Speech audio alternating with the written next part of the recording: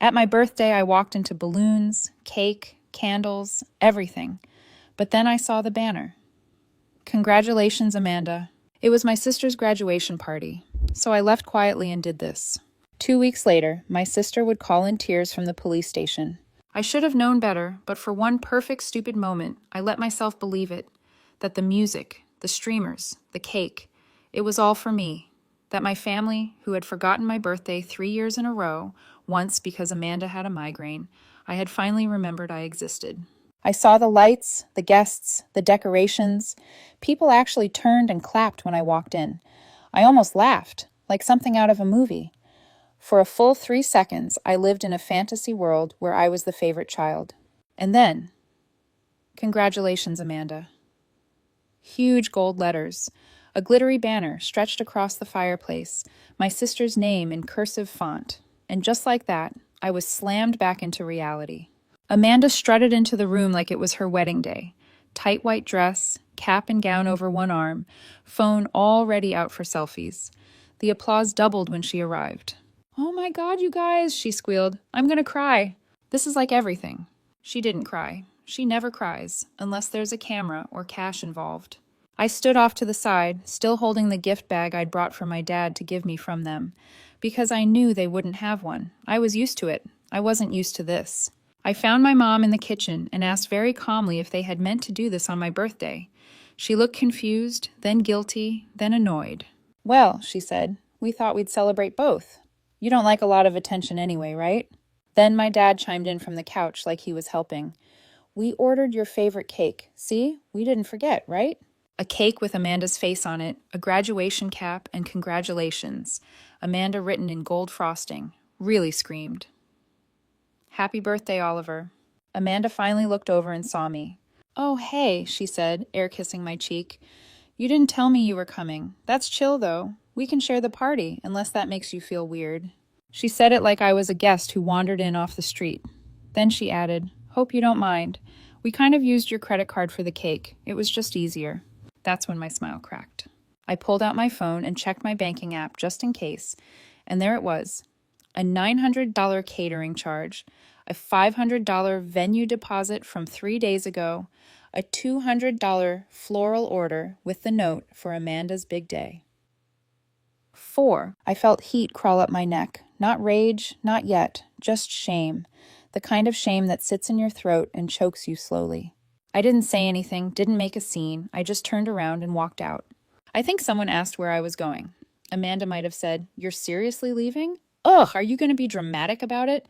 I didn't answer because I wasn't being dramatic. I was done. They thought I'd sulk and get over it.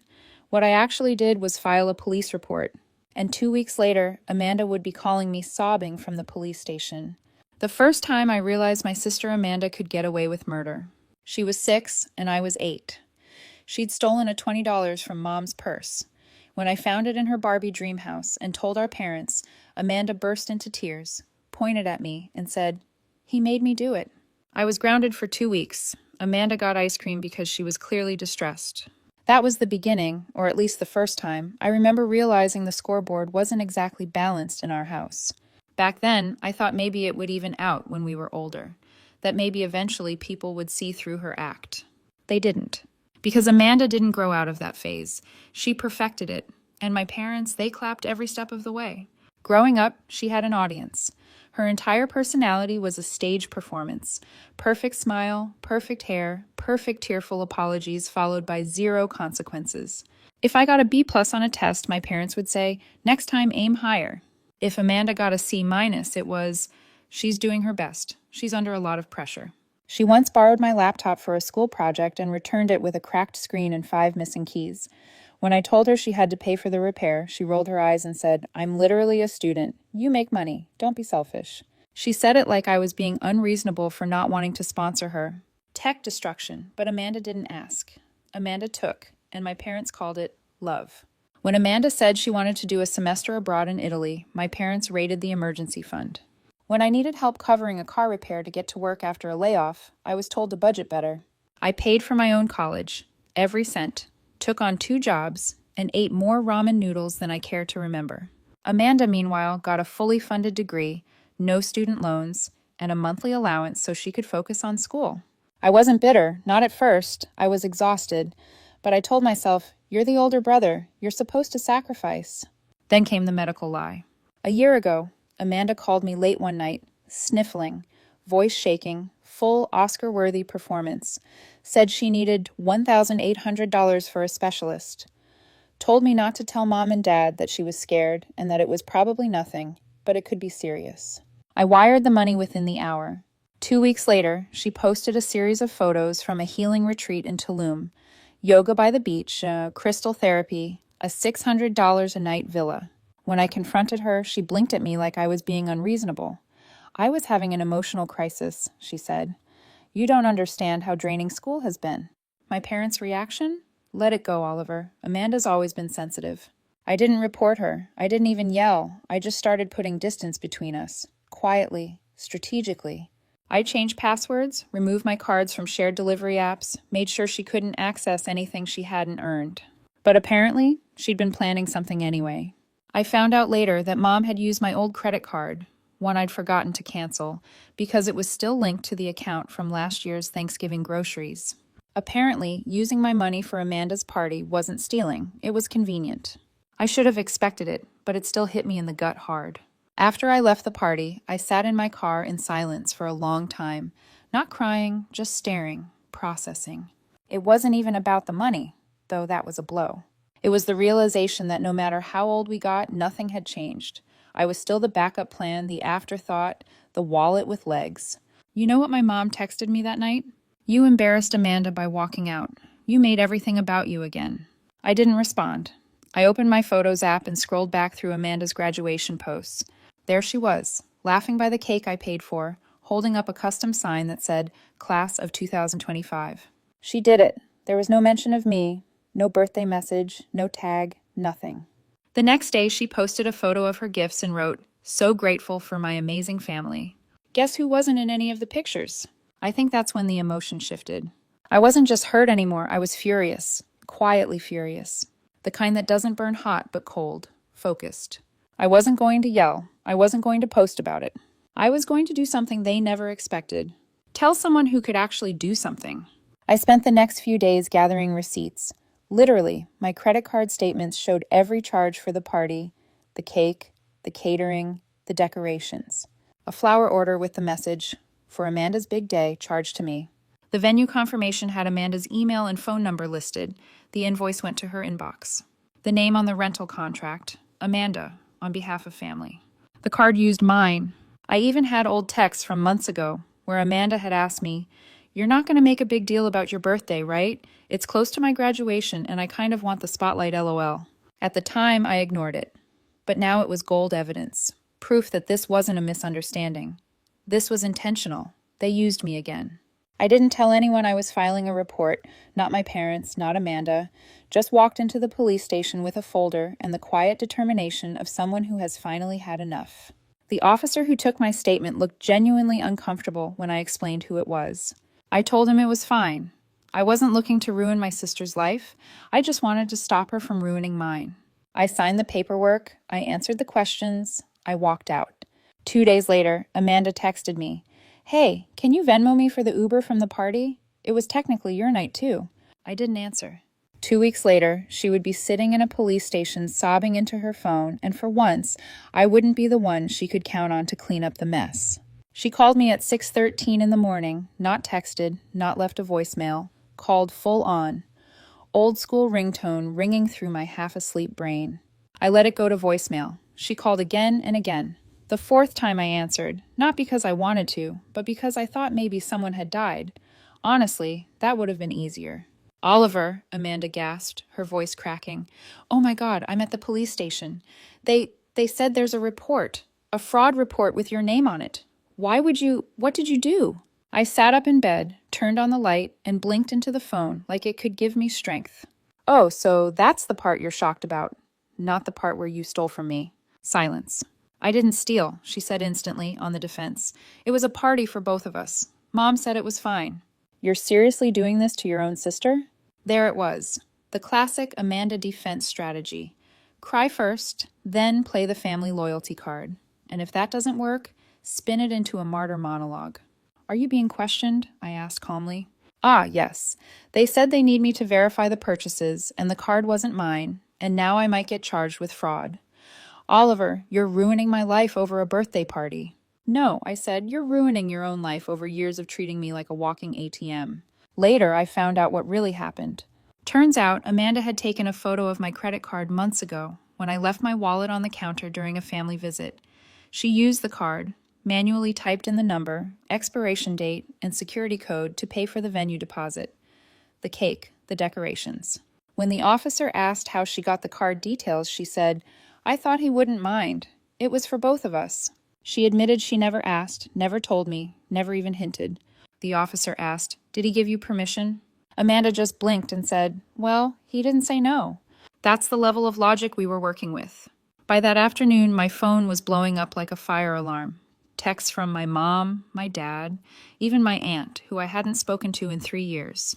Mom, you went too far. Amanda is devastated. Dad, you really want to throw your own sister in jail over a misunderstanding? Aunt Karen, whatever happened to talking things through like adults? Not everything has to be a lawsuit. I didn't respond to any of them, not because I didn't care, but because I finally cared about myself more. That night, Amanda came to my apartment. I didn't know she knew where I lived. I still don't know how she got in the building. Probably manipulated a neighbor, or threatened a delivery guy, or cried at the buzzer, all her go-to tactics. I opened the door just enough to see her face, red, tear-streaked, and blotchy, but not in a sorry way, in an I'm still the victim way. I'm not here to fight, she said. I need you to drop the report, please. They said this could go on my record. It could affect jobs, travel, everything. I looked at her, not just looked, really saw her, and what I saw wasn't a scared sister. It was a girl who had never been told no and still didn't know what it meant. You lied about needing money for medical treatment, I said. You stole my credit card. You threw yourself a party on my birthday and acted like I was the inconvenience, and now you want me to fix it. I didn't know it would go this far, she whispered. That's the problem. I said, it never goes far for you because people like me always let it slide. Cue the tears. Round 2. Maybe 3. I'd lost count, but they came anyway. You're doing this to punish me, she said. You've always been jealous. That one actually made me laugh. Genuinely jealous of Amanda? Yeah, I said. You're right. I've always dreamed of being the sibling who manipulates her way through life and ruins other people's credit scores. Her eyes narrowed. The crying stopped like someone flipped a switch. You think you're so perfect, she snapped, but you're just bitter. You're pathetic. You think being right makes you better than everyone else.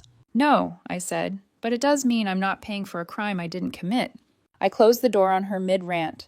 Didn't slam it, didn't yell, just closed it because I was done being the audience to Amanda's one-woman drama. Over the next week, things escalated. My parents started calling daily, not to apologize, not to ask how I was, but to demand that I make things right. Apparently, Amanda's job offer at a marketing firm had been put on hold due to the investigation. One of the background checks flagged the police report, and instead of facing the consequences, Amanda had gone full meltdown. Are you happy now? My mom yelled over the phone. She's devastated. Her future is ruined. I was never trying to ruin her future, I said. I was trying to protect mine. They didn't hear me. They never do. A few days later, my dad left me a voicemail. His tone was calm, quiet, almost gentle. Son, we know you felt underappreciated, and I get it. I really do. But this isn't the way. This is family. And family means sometimes we do things we don't like. That's just how it is. I played the message twice. Once to hear what he said, once to hear what he didn't say. He never once acknowledged Amanda's actions, never once apologized, just gently urged me to let it go, to bend again, to keep the peace. And for the first time in my life, I understood something. Keeping the peace was just code for keep being quiet while they take advantage of you. A week after that, I got a message from Amanda. No emojis, no passive-aggressive LOLs, just a simple line. You win. I hope you're proud of yourself. And the truth is, I wasn't proud. I wasn't gloating. I wasn't even happy. I was just done. Done carrying guilt that wasn't mine. Done paying for mistakes I didn't make. Done playing the role of the silent, dependable brother while they applauded Amanda for breathing. They had pushed me out of every celebration, every spotlight, every space where I should have mattered. And now they were shocked I'd finally stepped into my own. By the time Amanda sent me that final text, "You win. I hope you're proud of yourself," I thought we'd reached the climax. I thought the drama had peaked, that the worst was over, that maybe finally they'd leave me alone. I was wrong. Because apparently, the one thing more dangerous than Amanda crying is Amanda cornered. And a cornered Amanda comes with backup. 3 days after that text, my mom showed up at my office. She didn't even call ahead, just walked right into the lobby like she owned the place and asked to speak with me urgently. When I came down, she looked me up and down like I'd personally betrayed the family bloodline. "I raised you better than this," she said. "No hello, no how are you, just straight to the guilt." I motioned for us to step outside. She followed, her heels clacking like judgment across the pavement. "You've humiliated your sister," she snapped. "She might not get the job now. Do you understand what this means? Her whole career could be ruined." I said, "Yeah, that's usually what happens when you commit fraud." Her face reddened, not from shame, from fury. "You're doing this out of spite over one party. We raised you, Oliver. We paid for your school clothes, your sports, your food." "Right," I said, "and in return, I gave you a down payment on your house and covered your utilities for 2 years. But sure, let's talk about that one time in 5th grade you bought me sneakers." She actually had the nerve to say, "That was your choice. We never asked you to help." No, they never asked. They just expected me to pick up the slack when Amanda blew through her allowance, expected me to cover the gap when Dad forgot the power bill, expected me to be grateful for scraps, while Amanda was handed everything on a silver platter, including my birthday. "I'm not dropping the report," I said, "and if Amanda has any sense left, she'll take the deal the officer offered her and move on." My mom glared at me. "You're not just punishing Amanda, you're punishing this family." I shrugged then. Maybe this family should have stopped treating me like a stranger with a checkbook. And I walked back inside, leaving her standing there fuming, arms folded in the same heels she'd probably worn to Amanda's party. The next escalation came 2 days later. On social media, Amanda posted a long-winded, vague reflection about family betrayal and how some people will stab you in the back just to feel taller. She didn't mention my name, but she tagged our entire extended family. Every cousin, every aunt, even grandma. The comments were a mix of concern and confusion. "Who would do that to you? You're so strong, Amanda." "Rise above. Family is supposed to protect you, not attack you." I didn't reply, but I did screenshot every line. The next day, I woke up to 5 missed calls from relatives I hadn't spoken to since childhood, and 1 DM from our cousin Lila, who did know the full story and simply wrote, "They're drowning. Don't throw them a life raft." Amanda wasn't done. She emailed my boss. Let that sink in. She emailed my boss, pretending to be a concerned friend of the family, and claimed I was going through a personal crisis and might be lashing out at loved ones inappropriately. Luckily, my boss is the type of person who drinks black coffee, runs marathons, and doesn't tolerate nonsense. She forwarded the email to me with one line. "Let me know if I need to block anyone." I replied, "Might want to block Amanda. She's going through a full-time identity crisis." We laughed about it, but deep down I was shaken. Amanda wasn't just panicking. She was spiraling, and she dragged down whoever she could to keep herself afloat. The police case moved faster than I expected.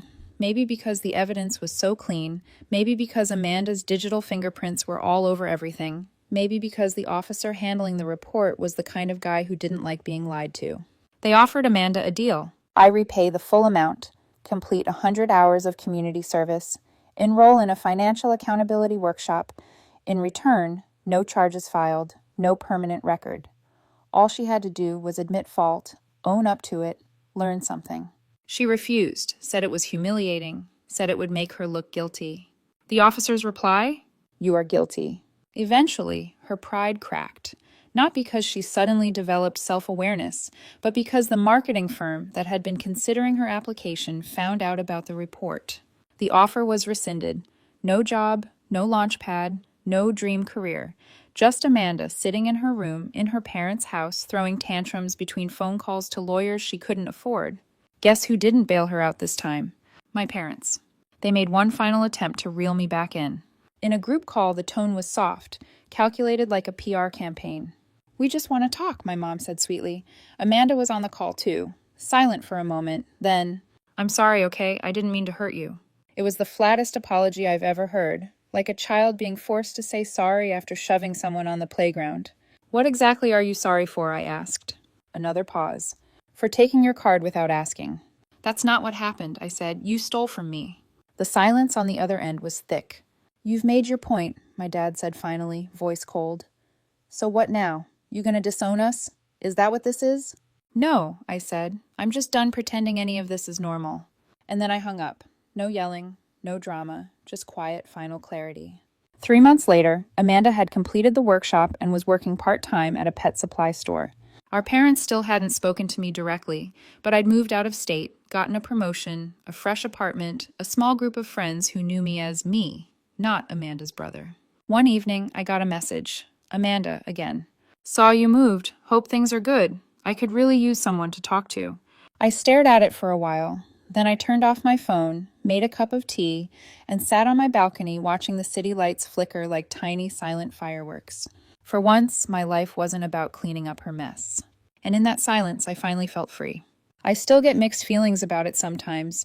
Not guilt exactly, just that little voice in your head that says, "What if you just let it go one more time?" But then I remember the years of silence, the stolen money, the birthdays that weren't mine, and I know I did the right thing. Still, what do you think? Was I too harsh, or was it finally time someone held her accountable? Let me know in the comments. I'm genuinely curious how people see it. And if you like the story, or just enjoy watching family drama unfold that isn't yours, hit that subscribe button.